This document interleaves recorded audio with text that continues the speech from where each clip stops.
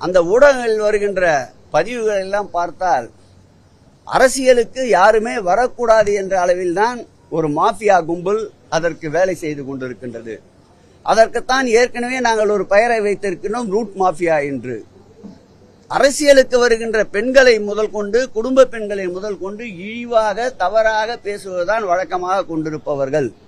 அந்த அடிப்படையில் தான் உண்மைக்கு மாறான கருத்துக்களை பொய்யிலே பிறந்து பொய்யிலே வளர்ந்தவர்களைப் போல் இன்றைக்கு அவருடைய முகநூல், இன்ஸ்டாகிராம் போன்ற பதிவுகள் தொடருகின்றது. அப்படி எந்த தகவலும் இல்லை. யாரும் கடந்த காலங்களில் நாங்கள் நியமிக்கப்பட்ட அறங்காவலருடைய பட்டியலை படித்தாலே உங்களுக்கு தெரியும். மயிலாப்பூர் கபாலீஸ்வரர் கோயிலை எடுத்துக்கொண்டால் அப்போலோ மருத்துவமுடைய ஓனர் தான் அதற்கு அறங்காவலர் குழு தலைவர். வடபழனி முருகன் திருக்கோயிலை எடுத்துக்கொண்டால் நம்முடைய தினமலருடைய மேன்மை தங்கிய ஆதிமூலம்தான் அதற்கு தக்கார். அதேபோல் கள்ளழகர் கோயில் திருக்கோயிலை எடுத்துக்கொண்டால் அதற்கு வெங்கடேஸ்வரா காலேஜினுடைய உரிமையாளர் தான், வெங்கடாஜலம் தான் அதற்கு முதல்வர். நம்முடைய மதுரை மீனாட்சி அம்மன் திருக்கோயிலை எடுத்துக்கொண்டாலும் கூட பாரம்பரிய வம்சத்தை சேர்ந்த நீதிமன்ற உத்தரவுப்படி நீதிமன்ற தீர்ப்பை பெறப்பட்டு தலைவராக ஆனவர் தான் ருக்மணி பழனிவேல். இப்படி அனைத்து இடங்களிலும் தகுதியான உறுப்பினர் தான் நியமித்திருக்கின்றோம்.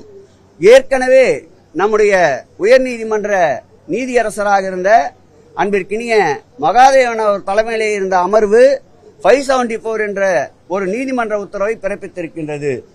அந்த உத்தரவில் அறங்காவலர் குழுவாக நியமிக்கப்படுகின்றவர்கள், அதுவும் முதுநிலை கோயில்களில் அறங்காவலர் குழுவிற்காக நியமிக்கப்படுகின்றவர்கள் அரசியல் சார்பில்லாமல் ஆன்மீக ஈடுபாடு உள்ளவர்களாக நியமிக்க வேண்டும் என்று எடுத்து கூறியிருக்கின்றார்கள்.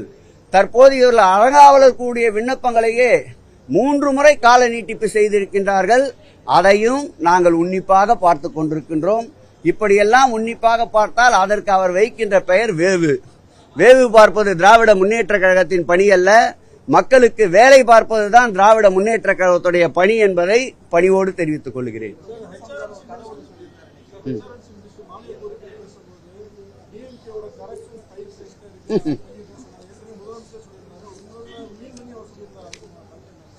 நான் சட்டமன்றத்திலே தெளிவாக சொல்லிவிட்டேன்.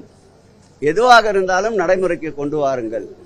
உண்மையில் அதில் தவறு இழைத்திருந்தால் சட்ட போராட்டம் நடத்துவதற்கு நாங்கள் தயாராக இருக்கின்றோம். நாங்கள் நிரபராதிகள், கொண்டு வாருங்கள்.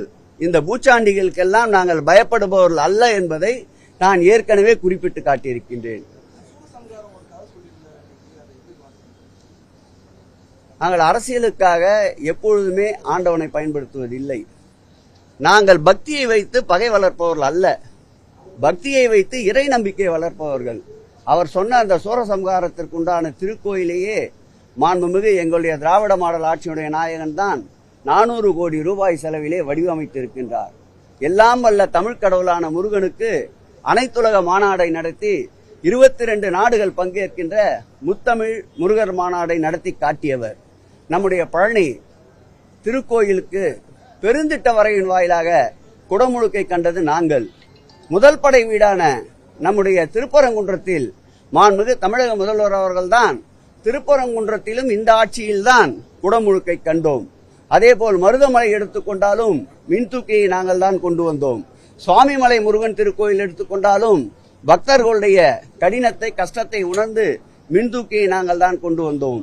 முருகருக்கு வாக்களிக்கின்ற உரிமை இருக்குமேயானால் திராவிட முன்னேற்ற கழகத்தில் நடைபெற்ற பணிகளுக்காக நிச்சயம் திராவிட முன்னேற்ற கழகத்திற்குத்தான் அந்த முருகரே வாக்களித்திருப்பார். அந்த வகையில் முருகனுக்கு, முத்தமிழ் முருகனுக்கு, தமிழ்கடல் முருகனுக்கு பெருமைக்கு பெருமை சேர்த்த ஆட்சி திராவிட மாடல் ஆட்சி.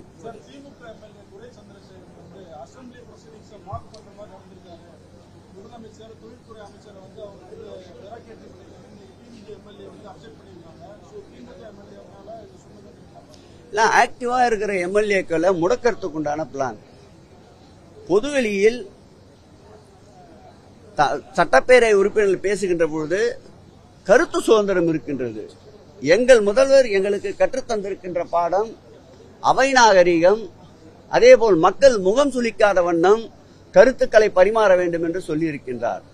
அந்த அவர் முகநூல் பதிவையே நேற்றைக்கு பாருங்கள், எங்கு என்ன தவறாக பேசிவிட்டார். இப்படி ஒவ்வொருவரையும் மிரட்டினால் சட்டமன்றத்தில் அவருடைய வேகத்திற்கு வேகத்தடை போடுவதாக அவர் நினைக்கின்றார்கள். திராவிட முன்னேற்ற கழகம் அப்படி அல்ல. அரைக்க அரைக்க மணக்கின்ற சந்தனம் இது, தீட்ட தீட்ட ஒளியை தருகின்ற வைரம் இது, அடிக்க அடிக்க உழல்கின்ற பந்து இது. ஆகவே இப்படிப்பட்ட சூழ்நிலையெல்லாம் உருவாக்குவதால் திராவிட முன்னேற்ற கழகத்தின் வேகத்தை குறைக்க முடியாது.